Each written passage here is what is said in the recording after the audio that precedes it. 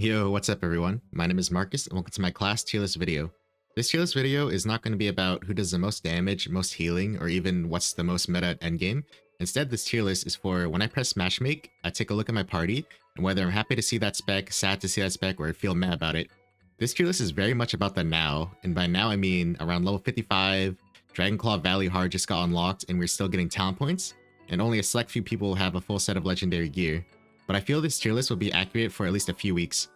Also, in this present now, things like a DPS check don't really exist outside of doing like the Stim and Vaults boss, and I'm probably not going to bring that up again, but just know, I know there is like one DPS check, but like really only that one. To give context to the tiers, I have at the top 3. These are the specs where I see them and I think, yeah, this run's going to go great. Next is cool. These are just specs that aren't always the most impactful, but you do notice they might do something. Then we have the meh tier. This is the tier where when I see that spec, I really don't think anything about them. They're super whatever overall to the group experience. Lastly, I have retro, which is the tier that when I see that spec, I expect shenanigans to happen during the run, where that run might be a bit slower / unoptimal. Before starting, I want to state that every spec is capable of clearing every piece of content right now, and even specs at the bottom just make a dungeon run slower or something. It's really not that serious. If my whole group was filled with specs from the bottom of the list, we were still going to clear the content, albeit just maybe a bit slower. Another thing, as far as I'm aware, you can't really see someone's specialization until they use like a signature spell, like a Mage's Frost Ray, so for classes that don't have an obvious tell of their spec, I'm just going to rank them closer together. And with that, let's get into the tier list. Starting with Marksman, I'm putting Wild Pack into the free tier. If you've been playing the game or been watching tier lists, you already know this spec is very strong and also very easy. It does a lot of damage and even provides pretty great utility in that it's alt groups of mobs. The only downside of this spec is that it generally just does a bit less AoE, and this is important because in the hardest content right now, so like at current ability score or a bit under ability score dungeons, the trash packs are way more dangerous than the bosses, and I think doing a lot of AoE right now is very important. Also, it's a range spec, which is not a small matter. Try doing the Brigand Leader Stim and Vault boss with the Watcher's Eye affix, for example.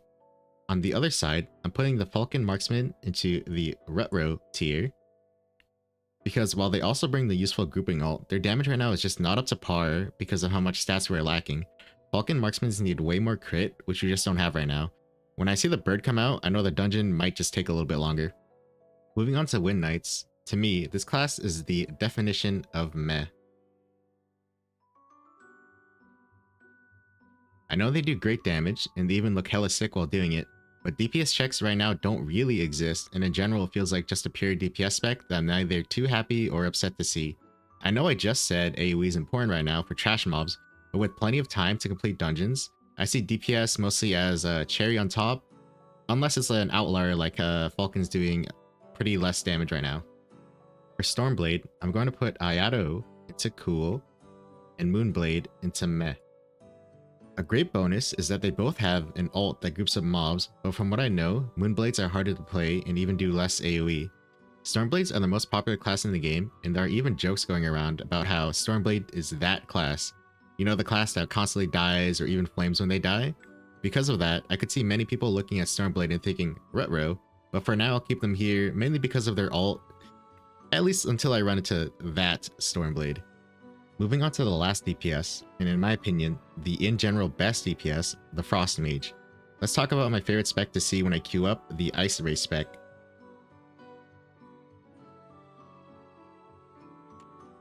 This spec is amazing. It does amazing AoE and is able to run, I believe it's called Maelstrom, the little water move that pulls enemies into the center, which is honestly just an insane ability for dungeon mobs. Especially being a tank main, it's just way too convenient having 1, 2, or even all 3 DPS be the race spec. Not to mention, it's the other range spec, which is, there's just countless benefits to being ranged in this game. Going into Icicle spec, I'm going to rank this a bit lower at cool, because while they still do great damage, they do a bit less AoE and aren't really able to take Maelstrom as easily as race spec. I would say Icicle is still awesome, it's just brought down by the fact that Ray spec exists. But I'm pretty sure Icicle does do a bit more single target, which is pretty cool for them. Moving on to healers, this is a class where I honestly don't know the tells for the spec. Like when I queue up and see a Verdant Oracle, all I see is green no matter what, and I don't even know what spec it really is. Because of this, I'm gonna rate them mainly by hearsay, you know, like the popular opinion. If I'm gonna be wrong anywhere, it's probably here. Starting with Verdant Oracle, I'm going to be putting the Lifebind spec into the free tier. Because like I mentioned before, DPS checks don't really matter, and all I want from a healer is this. If a mob or boss does pulsing AoE, or just any AoE damage to the group, I want them to be able to heal it back up. Lifebind should be the spec to heal the group back up.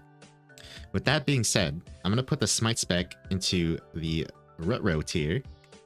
I know that Smite spec oracles are able to perfectly handle content right now, but like I mentioned before, when I see a healer, I just want them to be able to heal up the group when AoE happens. I don't need a healer who thinks their DPS is important or whatever, at least not yet. Once again, I know there are Smite specs handling the heal checks, but I'd rather much just see a Lifebind spec, because Lifebind really should just be the spec built for its job. One thing I'll mention too though is that when raids happen, I think Smite spec is a great spec, so even though I'm kind of hating on it right now, it is a great thing, it has its role, so it's cool.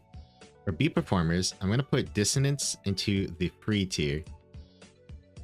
I believe they have more healing, which like I mentioned, right now is all I want from a healer. The only downside to this spec is that it is a melee spec, so it is going to have to deal with all the common melee problems. For Concerto spec, I believe this does less healing, but provides the group with a lot of buffs. Because of this, I'm going to throw this into the Rut-Row tier along with Smite. The buffs don't really matter right now, and I just want to know that my healer will heal the group when damage happens. Like Smite, I know Concertos are making it work and hitting any healing check, but I definitely would rather see a Dissonance because I know they heal more. Getting into the tanks, I'm throwing all of them into the free tier. If you're a tank player, you're hella based, keep it up. And that's about it for the tier list, guys. Thanks for watching, everyone. See ya.